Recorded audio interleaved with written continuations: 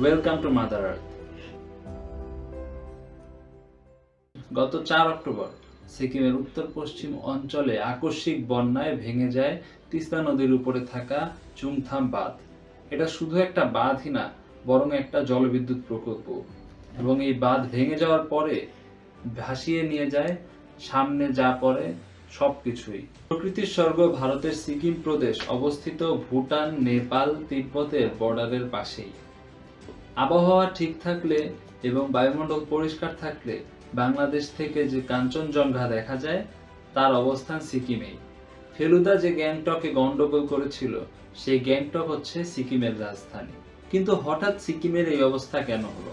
সিকিমের উত্তর পশ্চিম অঞ্চলের হিমালয়ে অবস্থিত সমুদ্রপৃষ্ঠের 5200 মিটার উচ্চতায় একটি হ্রদ বা লেকের নাম হচ্ছে সাউথ লোনাক লেক।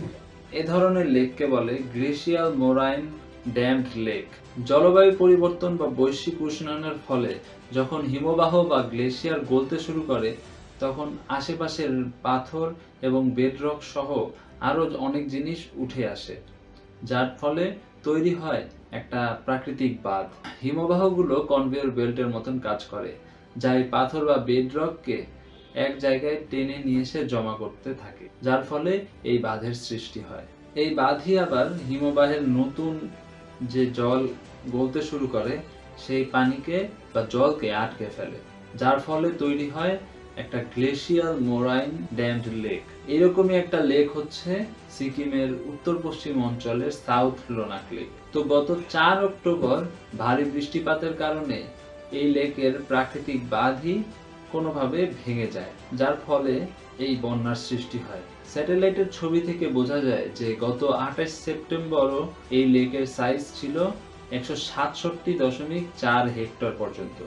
কিন্তু গত 4 অক্টোবর আবার এই প্রাকৃতিক বাঁধ ভেঙে যাওয়ার ফলে প্রায় 100 হেক্টর পানি বের হয়ে যায় এবং এই লেকের সাইজ এখন মাত্র 60 হেক্টর। তাহলে বুঝতেই পারছেন কি পরিমাণ পানি চলে এসেছে সিকিমের সরু পাহাড়ি পথ বেয়ে।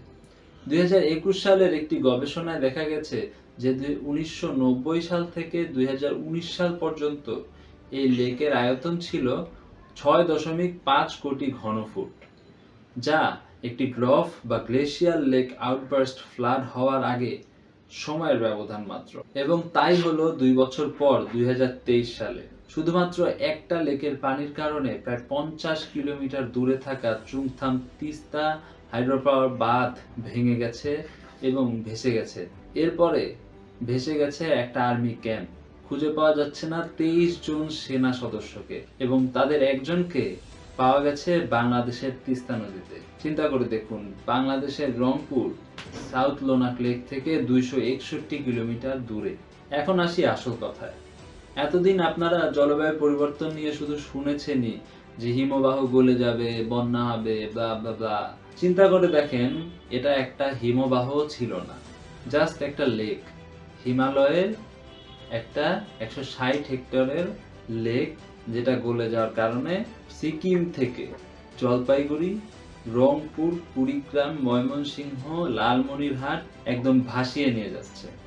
তাহলে চিন্তা করে দেখেন, একটা পুরো আস্ত হিমবাহ গলে গেলে এই ভারত আর বাংলাদেশের কি অবস্থা হতে পারে। এমন হাজারো হিমবাহ বা গ্লেশিয়ার কিন্তু হিমালয়ে আছে। জলবায়ু পরিবর্তনের এমন আরো প্রকট উদাহরণ আমরা কয়েকদিন পর পরই পাচ্ছি।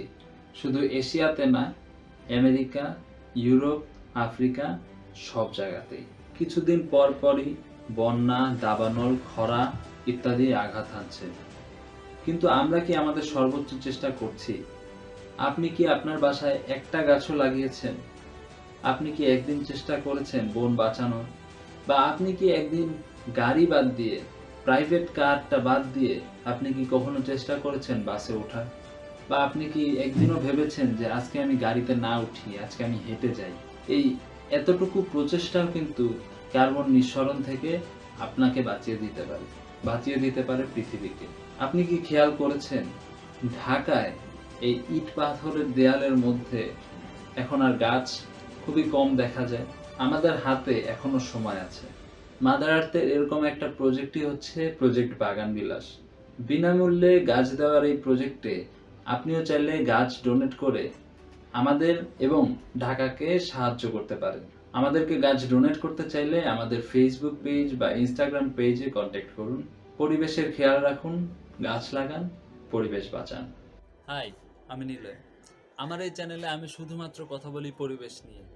তো আপনি যদি পরিবেশ নিয়ে আরও জানতে চান তাহলে আমার এই চ্যানেলটি সাবস্ক্রাইব করুন এবং ভিডিওটি শেয়ার করুন সবার সঙ্গে। এবং আপনি চাইলে ফেসবুকে মাদার আর্থ গ্রুপেও জয়েন করতে পারেন, যেখানে আমরা একটা পরিবেশ বান্ধব সমাজ গড়ে তুলতে চাইছি। তো দেখা হবে পরের ভিডিওতে।